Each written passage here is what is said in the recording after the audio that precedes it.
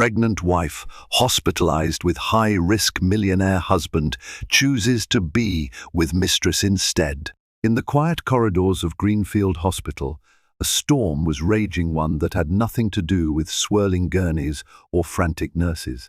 Lucy Anderson, a gentle soul with a blossoming life inside her, lay in a stark white bed. Her pregnancy was high risk, and every moment felt like a countdown to either heartbreak or salvation. While Lucy clung to hope and the beeping of hospital monitors, her husband, the millionaire James Anderson, was nowhere to be seen. Whispers spoke of another woman, young, glamorous, and desperate for James's attention. This is the story of lies, betrayal, and secrets that threatened to tear everything apart. Lucy Anderson had once believed in fairy tales. She grew up in a small town outside Chicago where her parents, Dwight and Marjorie Howard, taught her that true happiness came from kindness, compassion, and hard work. It was in that dusty town that Lucy first laid eyes on James Anderson. He had arrived in an expensive sedan, stepping out in a tailored suit, an aura of wealth clinging to him like a second skin. Lucy was transfixed by his confidence, as though each stride was a testimony to the unstoppable force of ambition.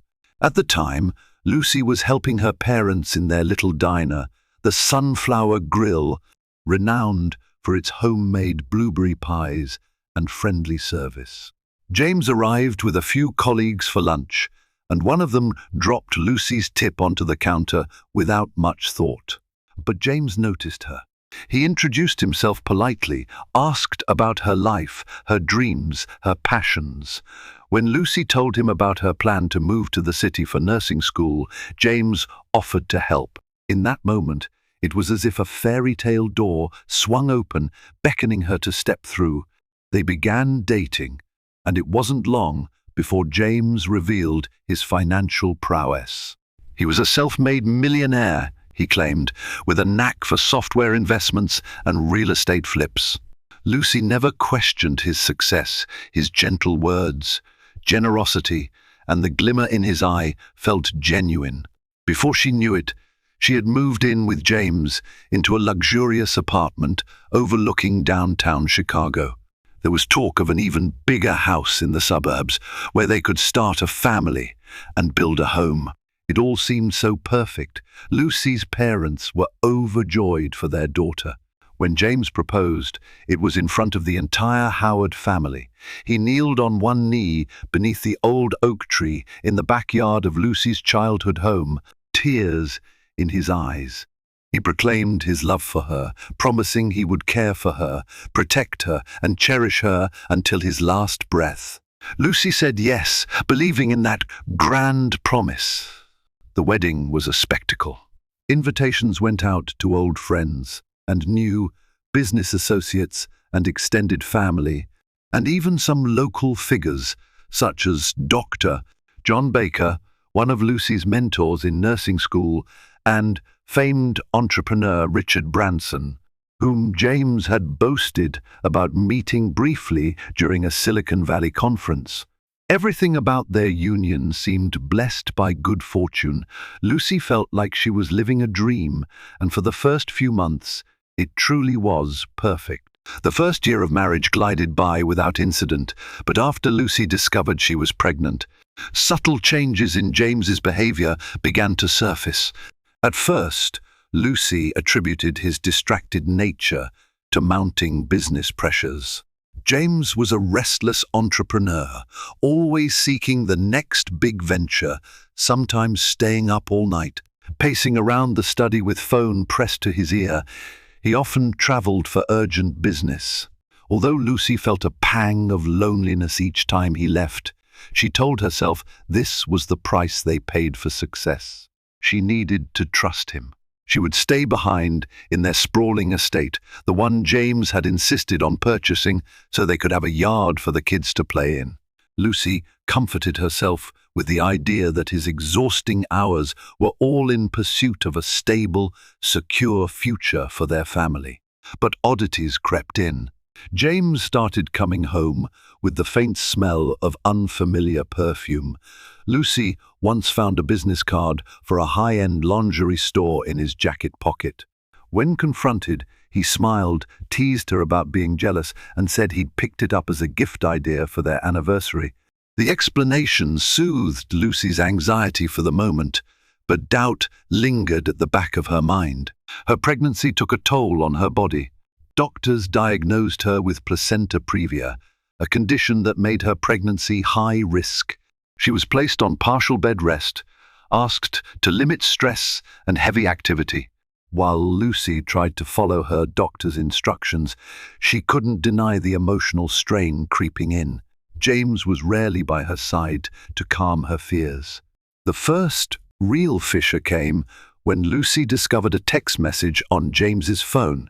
It was late at night, and she needed to make a quick call. His phone lit up with a message from someone named Carla.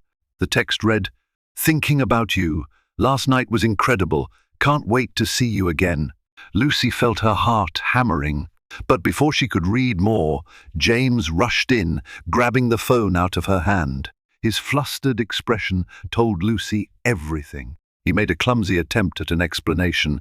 Carla was just an obsessive business associate with whom he was trying to finalize a real estate deal. She was too clingy, he insisted, and Lucy should pay no heed to her messages. "I'm sorry you saw that," he said in a low voice that brimmed with guilt. Lucy wanted to believe him, but the seeds of doubt had already been planted. The dynamic of trust began to crack, and Lucy's health became increasingly fragile. The pregnancy advanced, and Lucy's condition worsened. One morning, she woke up with unbearable abdominal pain. Rushed to Greenfield Hospital by an ambulance, she was told she'd need to remain hospitalized until her baby was born. Any sudden movement or stress could risk a premature labor or something even worse. Lucy found herself confined to a bed in the obstetrics ward, the steady beep of machines her new background music. She tried to remain positive. After all, James was a successful businessman, and she convinced herself that once he heard she was in a critical state, he would drop everything and be by her side. But for 2 days straight, James did not appear, and her attempts to reach him went unanswered. Lucy was frantic, feeling vulnerable and alone. The hospital staff treated her with kindness, but each day that James remained missing fed her growing dread. The only comfort came from her friend, Emma Wilson, who arrived with fresh flowers and homemade soup. Emma was one of Lucy's closest confidants. They'd known each other since high school, and Emma had introduced Lucy to many local philanthropic events.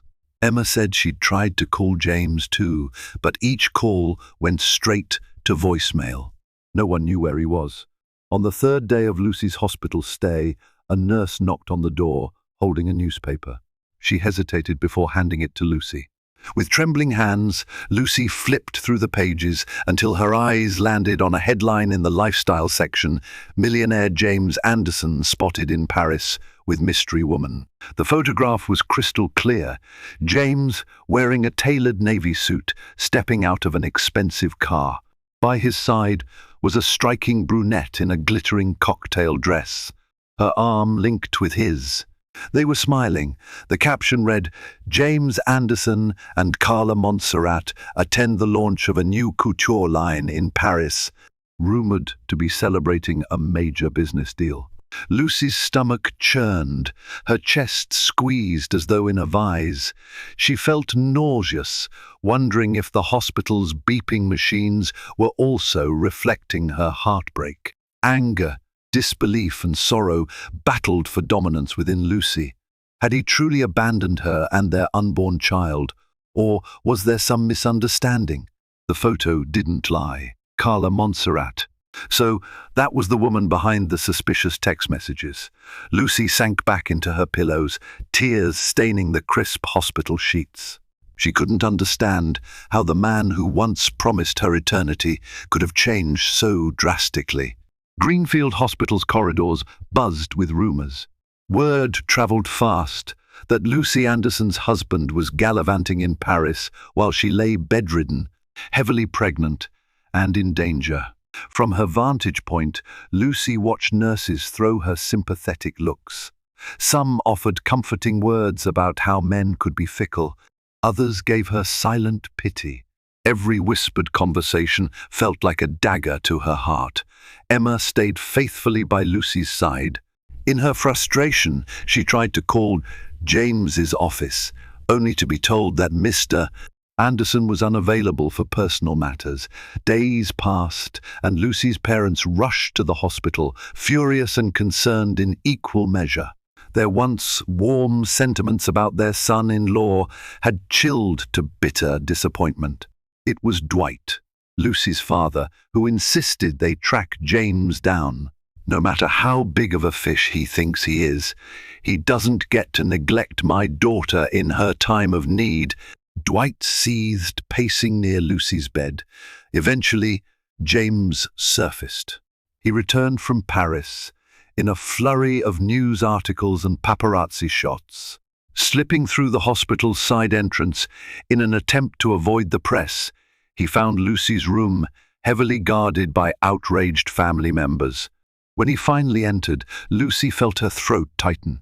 There he was, the man she had once admired with all her heart, looking strangely disheveled, yet still defiant. "Lucy," he said softly, stepping toward her bed.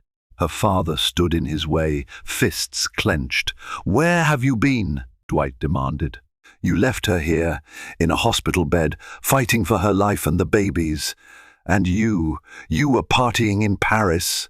James tried to explain, claiming it was a last-minute business trip, one that could secure the baby's future. He avoided speaking Carla's name as though it were a stain he could wipe away by ignoring it. Lucy's mother, Marjorie, glared at him, tears shimmering in her eyes. With the entire Howard family watching, Lucy took a shuddering breath, determined to find clarity. "James," she said, voice trembling, "who is Carla Montserrat, and why have you been with her while I'm lying here?" James offered no immediate response, just a series of exasperated sighs, as if searching for the right lie to salvage the situation. But Lucy persisted, desperation fueling her. She reminded him of his vows, of their dreams, of the child that could arrive prematurely at any moment. She demanded to know the truth. Finally, James admitted that Carla was indeed more than just a business acquaintance. He tried to downplay it as a casual fling, a mistake that spiraled out of control. The admission sliced through Lucy's heart, and tears streamed down her face. She realized that their fairy tale had been tainted, and all the illusions of a perfect marriage crumbled in an instant. Carla Montserrat was no ordinary fling, Lucy soon learned. She came from a family of social climbers, known in certain circles for orchestrating cunning alliances to boost their status. Carla had ensnared James months ago during a charity event in New York. Armed with unquenchable ambition, Carla saw James as the key to stepping into a life of opulence and influence. For James, the affair began as a thrill, a secret escape from the pressures of Lucy's pregnancy and his business empire. But the deeper he sank into Carla's lavish world, the more entangled he became. She used her connections, luxury fashion designers, private parties, and exclusive deals to charm James. He started investing in Carla's ventures, funneling money into her projects. It wasn't just lust, it was greed, a shared desire for more power, more excitement, more everything. James initially told himself it was harmless, that his heart belonged to Lucy. Yet each time he fell further under Carla's spell, he found it harder to return to the life he once had. By the time Lucy ended up hospitalized, Carla had practically taken over James's calendar. Trips to Paris, gala dinners in Tokyo, yacht parties in the Mediterranean. Carla showcased a glamorous lifestyle that turned James's head. And the press followed, gleefully capturing each escapade. Now that Lucy was in critical condition, the scandal burst into the public eye. Reporters swarmed the hospital, hoping for a dramatic scoop. They stationed themselves at the entrance, snapping photographs of Lucy's parents and capturing fleeting glimpses of James when he arrived or departed. Rumors swirled that James intended to divorce Lucy, leaving his wife in her hospital bed while he gallivanted with his mistress. Though James tried to keep these rumors at bay, it became nearly impossible to hide his treachery. Lucy's mental anguish began to affect her physical health. Her doctor, Brian Maxwell, head of obstetrics and a friend of the family, warned that stress could induce early labor. He recommended Lucy rest, physically and emotionally, though rest was the last thing Lucy could find. She was plagued by nightmares, each one featuring James and Carla drifting away on some luxury yacht, leaving Lucy alone, bleeding tears that no one could see. But Lucy refused to cave in completely. She was a fighter, always had been. Even from her hospital bed, she vowed not to let the mistress destroy the future she had envisioned for herself and her unborn child. She shifted her focus from heartbreak to survival, determined to keep her baby safe. While Lucy lay awake one night, gazing at the hospital ceiling and pondering her fractured life, the door creaked open. In stepped a figure she never expected, Leonard "Lenny" Montserrat, Carla's estranged brother. He was tall and composed, with a strange mix of contrition and resolve in his eyes. Lucy stiffened. Why would the brother of her husband's mistress appear here at such a vulnerable moment? Sensing Lucy's apprehension, Lenny raised his hands in a gesture of peace. "I know you must hate my sister," he began softly, "but I had to come. I'm not like Carla. I want to help." He explained how Carla had distanced herself from their family. They once lived in modest circumstances, moving from one neighborhood to another. Carla always hungered for more money, more luxury, more attention. Lenny had watched in dismay as his sister gradually aligned herself with questionable social circles, determined to scale the ranks of high society, no matter the cost. "I never intended to stand by and watch Carla ruin another life," Lenny confessed. "But she's headstrong, manipulative. She thinks James is her golden ticket." I hate what she's doing to you and your child." At first, Lucy was skeptical. Was this a trick? Another ploy to unhinge her during her pregnancy? But something about Lenny felt sincere. He seemed weighed down by genuine remorse, as though trying to atone for his sister's sins. "I can't just sit by and watch her do this," Lenny added, voice trembling. "I know you have no reason to trust me, but if there's anything I can do to expose her manipulations, I will." Lucy, exhausted and terrified for her baby, let Lenny's words seep in. She sensed that he didn't gain anything by being there. If anything, this visit put him at odds with his own sister. Moved by his sincerity, Lucy asked him how she could protect her family from Carla's schemes. They talked in hushed tones long into the night, formulating a strategy that might force James to see Carla's true colors. Lenny had access to certain documents, evidence of Carla's shady dealings, debts, and manipulative affairs in the past. If James could be convinced to confront these facts, he might realize the extent to which Carla was using him and end the affair before Lucy's child entered a world already rife with scandal. Despite the flicker of hope, Lucy still felt a torrent of emotions. Could she salvage what remained of her marriage? Should she even try? Regardless of the outcome, Lucy knew she had to protect herself and her unborn baby first. As the days passed, the media attention grew more suffocating. Lucy, once a private individual, found her name splashed across gossip columns and tabloid covers. The betrayed wife, millionaire's wife hospitalized, where is her husband? Paparazzi hoped for an exclusive photo of Lucy crying, or perhaps a meltdown from James outside the hospital. Their cameras were relentless, capturing any glimpse of the Anderson family. The hospital tried to shield Lucy, implementing security protocols to ensure no unwanted visitors barged into her room. Still, rumors flew around, with staff whispering about the latest headlines. Lucy's phone buzzed constantly with messages of sympathy from strangers, offers to sell her story, or vile accusations from internet trolls who supported Carla's glamorous persona. All the stress took a toll on Lucy's health, triggering dangerously high blood pressure.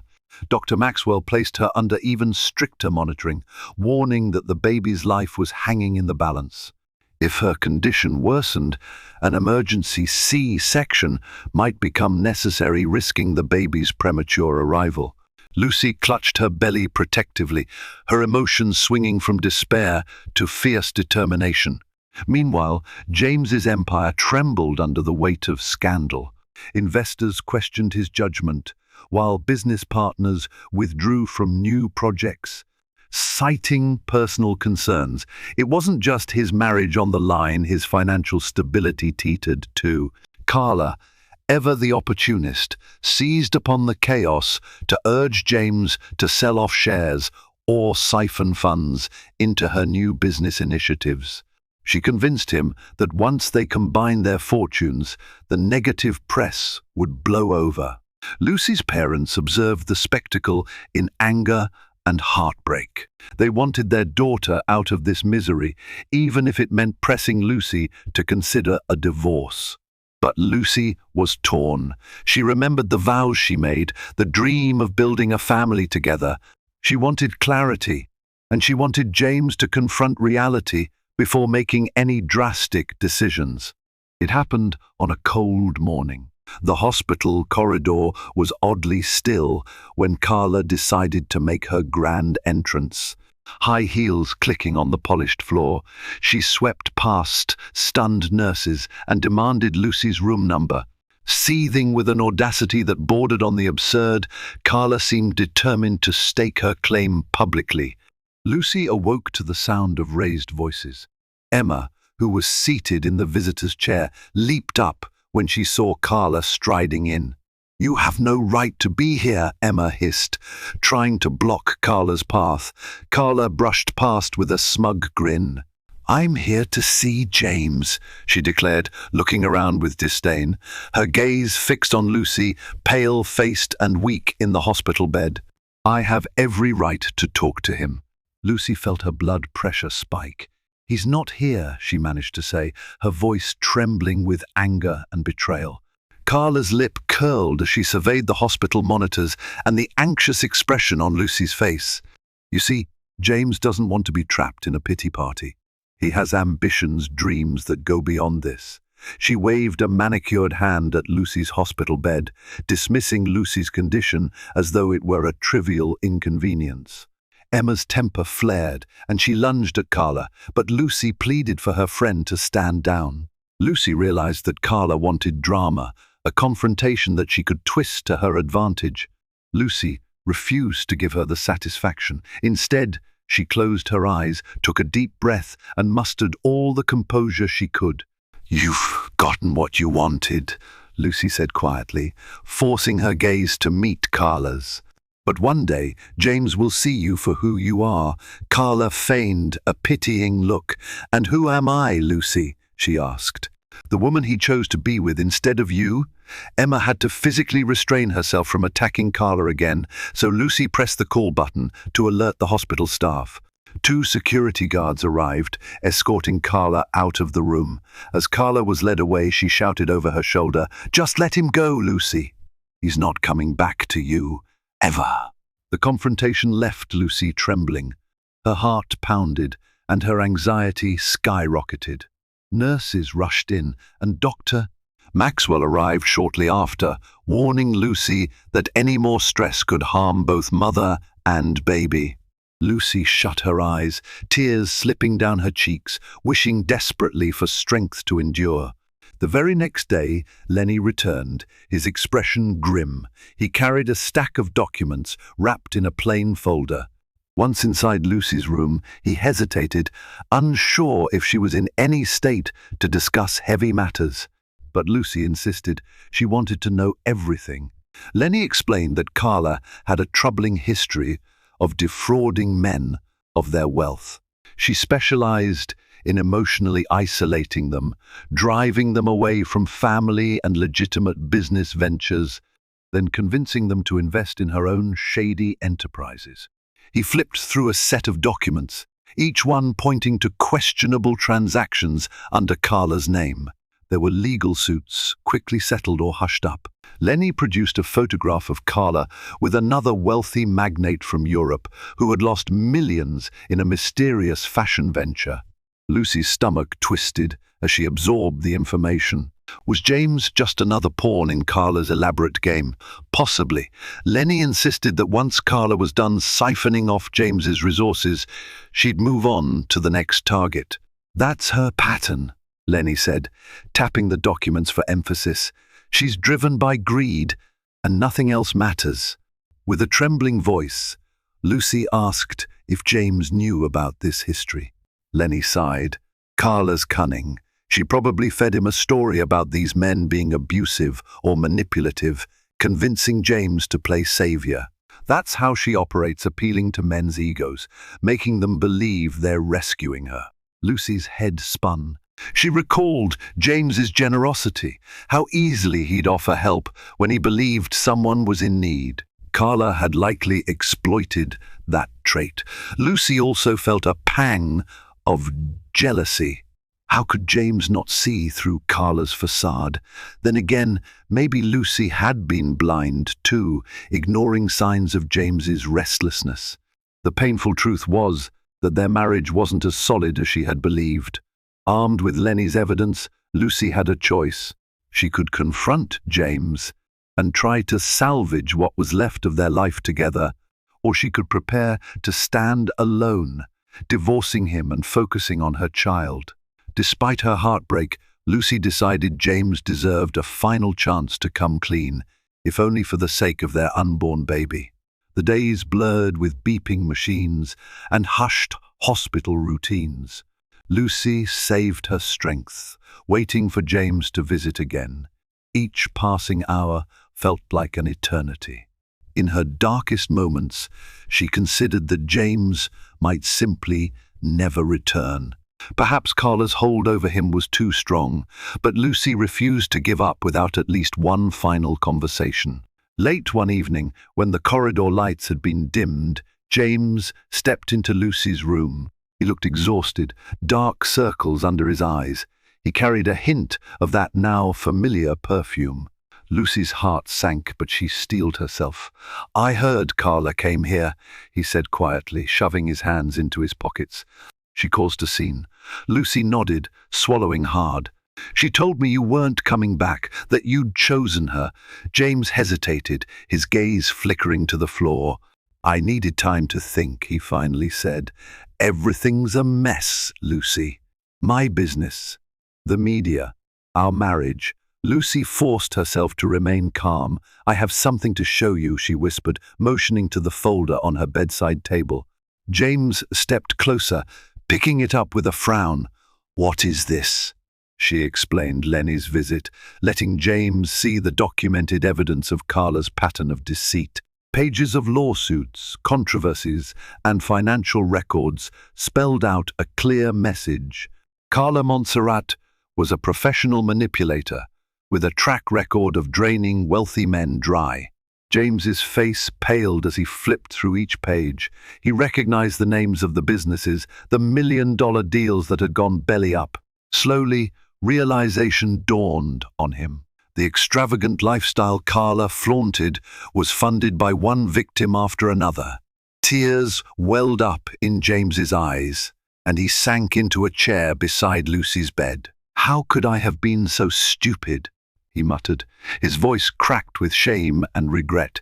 He looked at Lucy as though truly seeing her for the first time in months. "I've hurt you," he said, voice trembling, "and I put our child at risk. I let her manipulate me." Lucy's own tears flowed. The betrayal was deep, and the pain wouldn't be easily erased. But beneath her anguish, a small sliver of hope flickered. Maybe this was the wake-up call James needed. Maybe he'd walk away from Carla for good.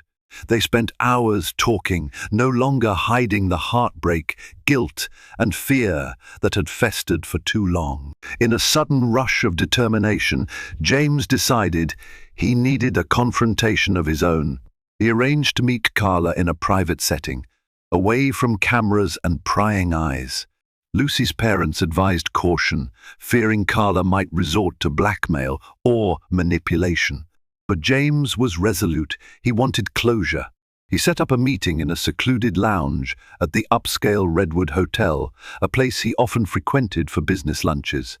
Carla arrived in a blaze of designer clothing, confident and brazen. She greeted James with a bright smile, reaching out to hug him, but James stepped back. "What's wrong, darling?" Carla purred, sensing his hostility. James placed the folder on a small table between them. "I've seen the truth," he said simply. "All the lawsuits, all the men you've ruined. It's over, Carla. You won't get another cent from me." For a moment, Carla's face hardened, revealing the cold calculus behind her refined mask. She quickly regained composure, crossing her arms. "You can't be serious, James. You're just upset because your wife is putting pressure on you. You know she's going to divorce you, and you'll lose half of everything." James shook his head. "I know what you're doing. I let myself be blinded by excitement, by your promises of a life less complicated. But I see now you're a liar and a con artist." Carla tried a different tactic, batting her eyelashes and leaning in. "Don't let jealousy and fear tear us apart. You love me, James. Remember all the nights we shared? The plans we made for the future?" James felt a pang of guilt, but hardened his resolve. He thought of Lucy in her hospital bed, the child he had nearly forsaken, and the illusions that Carla had spun so easily around him. "I loved what you represented, a glamorous escape, but it wasn't real." Suddenly, Carla's mask shattered. She unleashed a volley of accusations and insults, proclaiming that James was nothing without her connections, that Lucy's pregnancy was a burden, that he'd regret turning away from Carla Montserrat. Security was called to escort her out when she began hurling threats about going public with their affair, claiming she had private photos and damning text messages. But James stood firm. The finality in his eyes left no room for compromise. If Carla wanted to ruin him, so be it. He would not abandon his wife again. Although James ended the affair, the repercussions were swift. Carla, enraged by rejection, leaked photos and messages to the media. Headlines blared, "James Anderson's secret romance exposed." Paparazzi devoured the scandal, splattering it across front pages and viral posts. Lucy, still confined to her hospital bed, was bombarded with images of her husband kissing Carla in exotic locales. She knew it was old material, but the pain was fresh. The public turned vicious. Online commenters condemned James as a heartless philanderer who'd abandoned his pregnant wife. Others speculated Lucy was somehow to blame, claiming she should have kept her man happy. The spotlight intensified. Lucy's stress soared, her blood pressure spiking to dangerous levels. Doctors warned that an early delivery might be inevitable. James tried to shield Lucy from the worst of the media storm, but his efforts could only go so far. He issued a public statement, taking full responsibility for his affair, apologizing to Lucy and their families. He declared that he was done with Carla Montserrat and that he would focus on supporting his wife and unborn child. Some applauded his repentance, but many remained skeptical, branding his statement as mere damage control. Behind the scenes, James worked tirelessly with Lenny to gather any additional evidence that could neutralize Carla's blackmail attempts. They wanted the world to see her for the con artist she truly was. Lenny managed to leak her prior lawsuits and settled claims, dismantling Carla's credibility. But Lucy cared little about public opinion. She had more pressing concerns. One morning, a sharp, unrelenting pain coursed through her abdomen. Nurses rushed in, calling for the obstetric team. She looked at James, who was by her side for once, clutching her hand with tears in his eyes. "The baby's coming." "Lucy," Dr. Maxwell announced, voice tight with urgency. "We have no choice. We need to perform an emergency C-section." A flurry of activity engulfed the hospital as Lucy was wheeled into the operating room. James followed, his heart pounding so loudly he could hardly hear the staff's rapid instructions. Emma, Dwight, and Marjorie waited outside, white-faced and anxious. The atmosphere in the operating room crackled with tension. Lucy fought waves of panic as doctors administered anesthesia. She clutched James's hand, tears streaming down her temples. I'm sorry," she whispered, voice trembling. "I wanted a better life for our child, not this chaos." James bent low, pressing his forehead to hers. "I'm the one who's sorry," he choked out. "I'll spend the rest of my life making it right. Just be strong for our baby." The surgery began, and time seemed to stretch. Lucy focused on the overhead lights and the kind voice of Dr.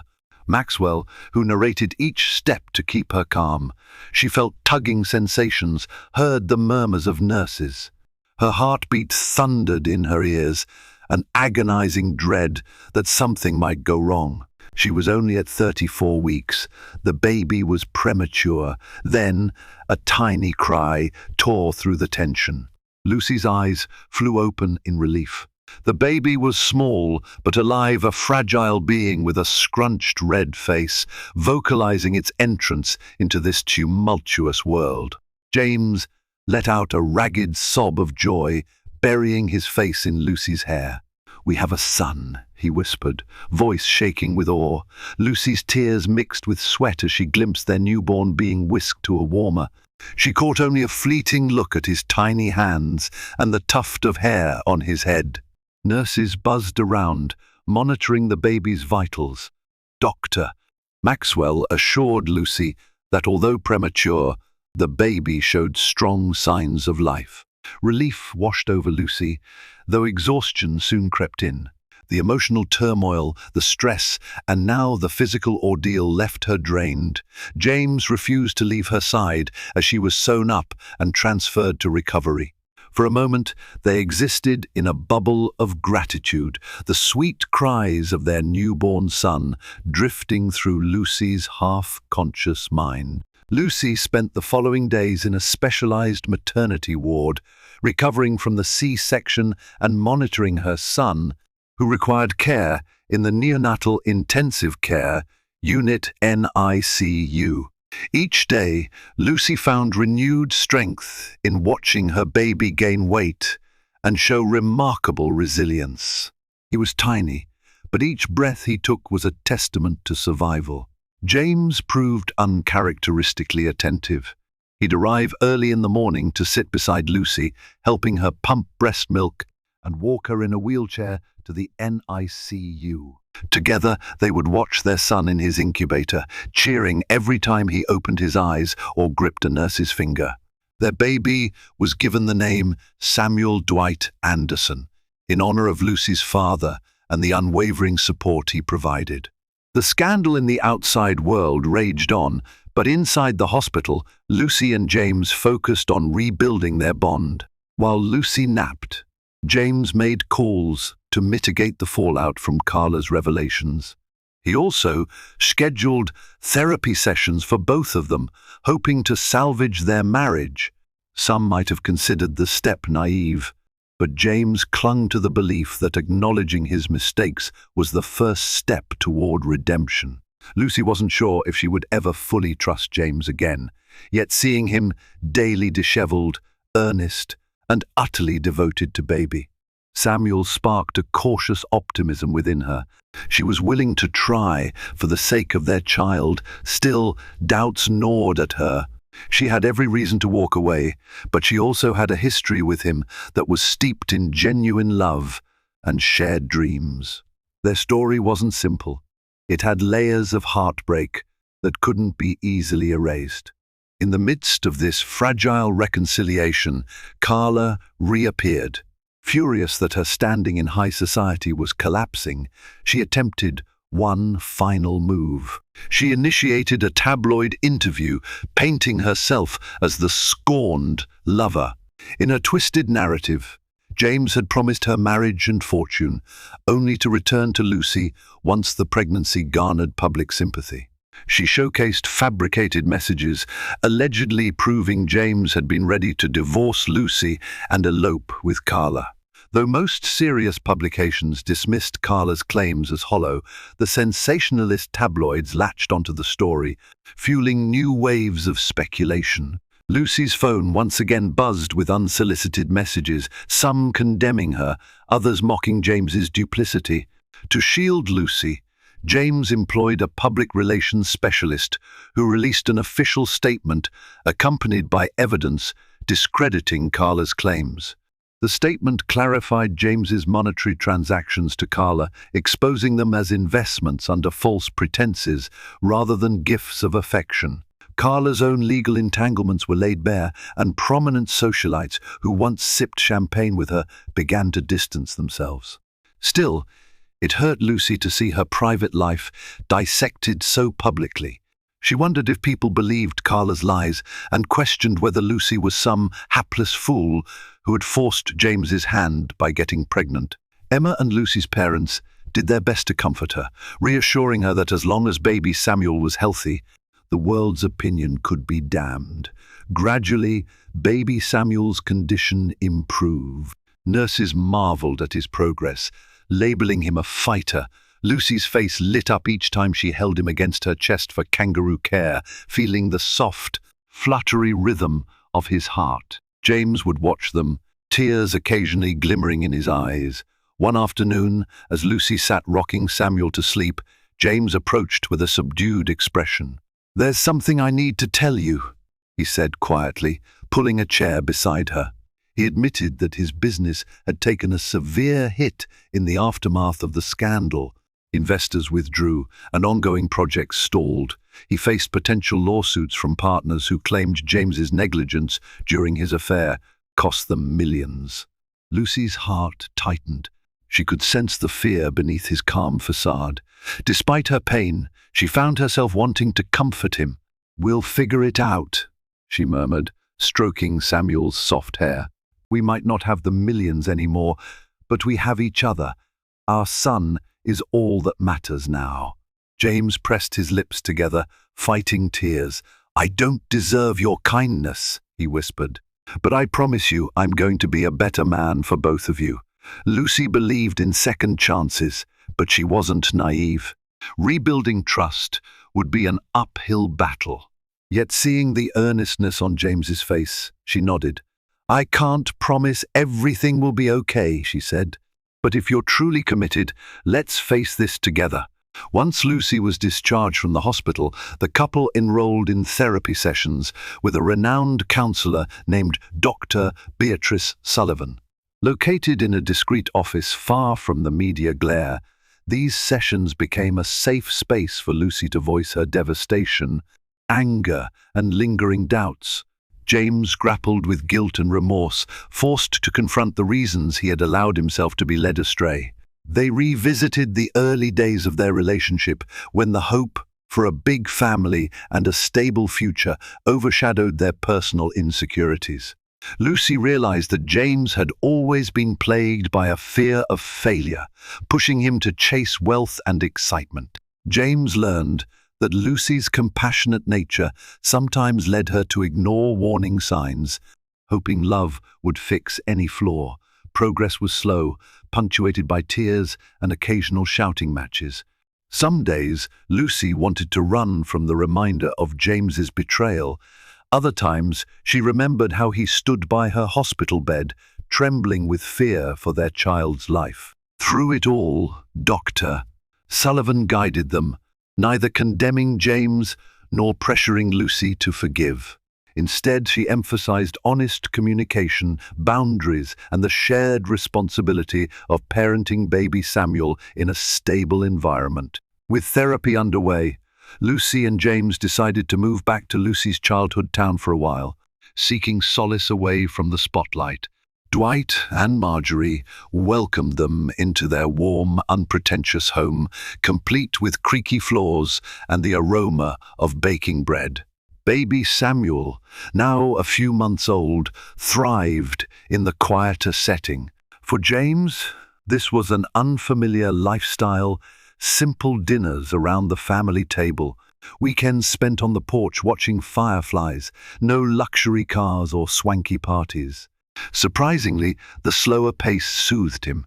He spent hours reading business journals, brainstorming new ventures that aligned with sustainable, community-focused projects, hoping to rebuild his reputation on ethical foundations. Lucy saw a different side of James during this period. He helped out at the Sunflower Grill, flipping burgers and washing dishes without complaint. Townspeople whispered in awe at seeing the once aloof millionaire performing humble tasks. Some teased him, while others expressed support, acknowledging how love and family could inspire personal transformation. Several months passed in that small-town respite. Therapy sessions continued via video calls. Lucy gradually reopened her heart to James, though she insisted on total transparency, no more hidden phone messages, no more secret business trips. James complied willingly, aware that trust was a fragile thing, easily broken. Baby Samuel flourished, chubby cheeks and bright eyes, enchanting everyone who met him. His laughter filled the home with renewed hope. One crisp autumn evening, Lucy and James walked along a country road, pushing Samuel's stroller, soaking in the golden sunset. Lucy marveled at how drastically life had changed since James first drove into town all those years ago. "I've started to believe we can move forward," Lucy admitted softly. "Not forget the past, but learn from it." James squeezed her hand, his eyes reflecting gratitude and determination. "I want nothing more than to be worthy of you and our son," he murmured. "I'll spend my life proving it." For the first time in a long while, Lucy felt a genuine sense of peace. Their story had come dangerously close to a tragic ending, but now they stood on the brink of a new chapter, one defined by honesty, humility, and the unwavering love of their child. News eventually reached them that Carla Montserrat had resurfaced with a new target, a wealthy philanthropist from Asia.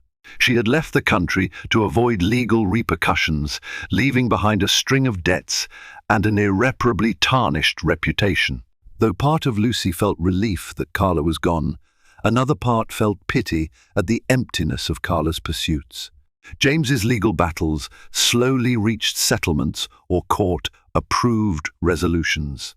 Having stepped away from the toxic deals Carla had enticed him into, he focused on philanthropic ventures inspired by Lucy's compassionate worldview. He set up a charitable fund to support pregnant women facing medical risks, aiming to help those who couldn't afford quality healthcare. Lucy agreed to be part of the board, channeling her own experiences into meaningful advocacy. There came a day when a tabloid journalist tracked them down, hoping for a follow-up story. Mic in hand, the reporter ambushed Lucy at the Sunflower Grill's parking lot. She asked pointed questions about Lucy's marriage. Did Lucy really forgive James?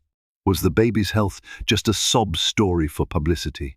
Lucy stood firm, responding with poise that she and James had faced challenges like any couple, but their priority was the well-being of their family. When the journalist tried to provoke a sensational angle, Lucy refused to stoop to that level. "We're not defined by your headlines," she said, turning away. "We're defined by how we choose to move forward." Over time, the scandal died down, replaced by newer gossip cycles. Lucy and James remained in her hometown longer than planned, cherishing the normalcy it provided. Baby Samuel learned to walk on the very grass where Lucy herself had toddled. Lucy's parents embraced James like a prodigal son who had returned humbled and wiser. One evening, James surprised Lucy with a small vow renewal ceremony in the backyard. A white arch, adorned with wild flowers, framed the space where he first proposed years ago. Under that oak tree, surrounded by close friends and family, James held Lucy's hands and spoke words of remorse and devotion. Tears shimmered in Lucy's eyes as she, too, expressed her readiness to trust again, step by painstaking step. Emma served as the maid of honor, and even Lenny attended, having traveled from out of state. His presence reminded them that unexpected allies could appear in life's darkest moments. Baby Samuel cooed in Dwight's arms, oblivious to the emotional significance of the occasion. In the soft glow of lanterns, Lucy and James sealed their renewed commitment with a tender kiss. Applause broke out, mingling with the gentle hum of cicadas. It wasn't a fairy tale ending, but it was real and hard-won. Scars remained, but they were overshadowed by a humble gratitude for second chances. Lucy resumed her nursing studies, determined to fulfill her dream of working in maternal care. She split her time between online courses and volunteering at a local clinic, giving counsel to expectant mothers. James, for his part, dived into philanthropic work, traveling occasionally but always accompanied by Lucy and Samuel. He found a sense of purpose in championing healthcare initiatives that addressed the very challenges Lucy had faced. Their renewed marriage wasn't without challenges. They still argued about finances, about how to navigate lingering media interest, and about setting boundaries with James's business associates. But they tackled these disputes differently. Now, no more hidden agendas or festering resentments. They spoke openly, sometimes painfully, but always with the goal of mutual respect. A year after their vow renewal, Lucy was cleared by her doctors. She had made a remarkable postpartum recovery and baby. Samuel was hitting developmental milestones at a reassuring pace. They returned to the city, found a modest home far less ostentatious than the mansion they once had, and started truly living as a family, without the burden of endless luxuries. In the annals of gossip columns, the story of Lucy and James Anderson would be cited as a cautionary tale, wealth and glamour overshadowing loyalty and commitment. Yet in the more personal pages of their family history, it stood as a testament to resilience. They had slipped into the darkest corners of betrayal and found a way back into the light, albeit stumbling and scarred. Lucy still had days when a flash of memory, a perfume reminiscent of Carla, or a headline dredged up by social media made her stomach clench. James still grappled with guilt, acknowledging he might never be fully free of it. But every morning they woke up to baby Samuel's laughter, reminding them that life persists, that love can be reforged in the crucible of adversity. No one could predict the future, but as Lucy cradled their son against her heart, feeling his warm breath against her neck, she trusted that each breath symbolized hope. The hope that sometimes the greatest triumph lies not in a picture-perfect life, but in the will to repair what has been broken and safeguard the precious bonds that remain. Thus ends the tempestuous tale of Lucy and James Anderson, a story of shattered vows and fraught redemption, of heartbreak and resilience, of a fragile newborn who became the catalyst for second chances. Amid hospital walls and paparazzi flashbulbs, Lucy fought for her life and the life of her unborn child, refusing to let betrayal define her or her family. James, overwhelmed by guilt and loss, discovered that true wealth isn't measured in bank accounts or social status, but in the loving embrace of those you nearly lost. If this story captured your imagination, if you found yourself rooting for Lucy, despising Carla's schemes, or hoping James could change, please show your support. Like, share, and subscribe to our channel to hear more captivating real-life drama fiction. Let's keep storytelling alive and remind the world that even in darkness, hope can light the way.